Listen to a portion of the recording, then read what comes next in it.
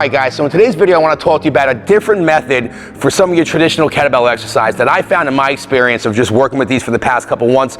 Takes a huge amount of strain off of some of the more common injury points people have, like their lower backs, their shoulders, their hips, when it comes to traditional kettlebell training. But at the same time, it makes it a lot easier to work this into your programming because of the way you're actually executing both arms at the same time, even though they're single arm based exercises, right? So you're looking at, we're gonna go over the kettlebell clean, we're gonna go over the kettlebell clean and press, we're gonna go over the kettlebell snatch, all right? But for the kettlebell clean, we're gonna do a switch grip kettlebell clean, and then a switch grip clean and press, and then a switch grip snatch. Jay, what the hell are you talking about? Stay with me for a minute, right? So what we're gonna do is every single rep, we're gonna change our arms, but we're not gonna put the kettlebell down. How the hell are you gonna do that? Well, what we're gonna do is, as I go to come up with the bell, Susie, stay there, I'm gonna go from the side. You're gonna see me, as I go to come up with the bell, I'm gonna knife my hand through as I go. You can see it where I keep a little distance away from my body. I swing it out away from me, more like a swing versus a clean when you're coming straight up. And then I pull the bell back into my body, and I just knife my hand right through as I go. And it lets me just catch the bell in this racked position. It cuts down on a huge amount of fatigue, right?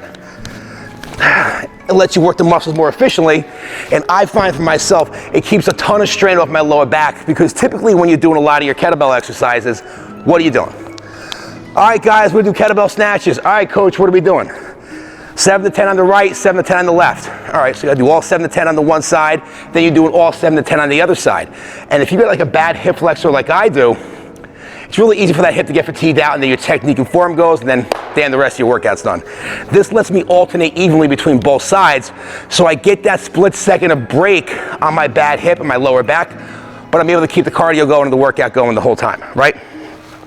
So, I was just gonna say something else too, I can't remember. Oh, also, you'll notice what'll happen too is you're gonna get a big shifting of your hips side to side. Like if you watch me from the front, you watch my head, my shoulders, my feet, where everything is in relation to each other, you're gonna see me shifting my weight laterally side to side on these exercises, and it allows me to get a ton more hip activation and a lot less quad and inner thigh, where if you look at most people when they do kettlebells, they're really all quads and inner thighs.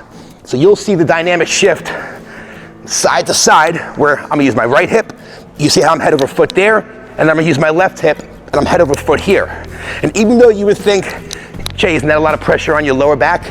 It's not, it's all in the back of my glute. My right side glute and my left side glute. And you can see from the side, my hips are pulling from back to front, and I'm all back chain dominant, and it's a lot less jarring on my spine as I do the exercise, right? So the motion is, as you go, you know, you shift your head over foot. So now, when I'm in the middle of the motion, everything's centered around my hip and my glute, right? Centered around my hip, not my lower back. I'm here. I go to pull out of it. We're gonna leave that joke alone. We come up about chest height. I'm gonna knife my hand through, and I'm gonna catch it. Now, how else can you apply this? Let's take it and do a clean and press, right? I'm coming up to the bell. Clean, press. Come back down. Switch it, clean and press. We're down.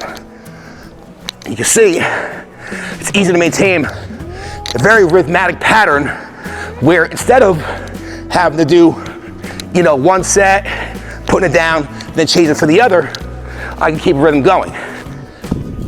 Now, we're gonna put it in terms of a snatch. Now, what I'm gonna say about the snatch is this. You need a little bit, not a huge amount, a little bit of coordination, because you're bringing the bell overhead and changing midway through. It's the same concept, the timing is just a little different. If you're not sure the first couple times, make sure your cell phone's not on the ground. Oh, other people too, your cell phone. Make sure your cell phone's not around. You don't want to crack it by dropping the bell inadvertently, right? But if you watch, when I go, same motion, I'm up overhead, right? I'm just following up, and I'm down. It's very similar to what a circular snatch would look like. But I gotta tell you, I wasn't able to work out with kettlebells for a long time because of my lower back. Ever since I started incorporating this method, I've been able to go back to my super, super heavy weights for my kettlebells, and it works really well. Now, I know what some of you guys watch this video are gonna say.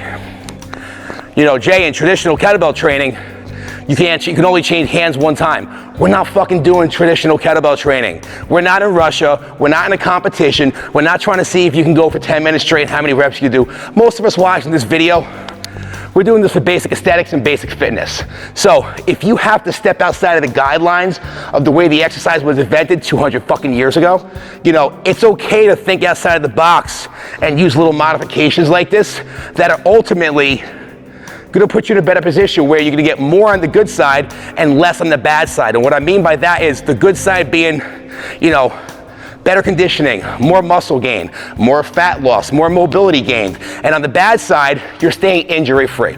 So like I said, that is the switch grip clean, the switch grip clean and press, and the switch grip snatch. I very, very, very highly recommend them.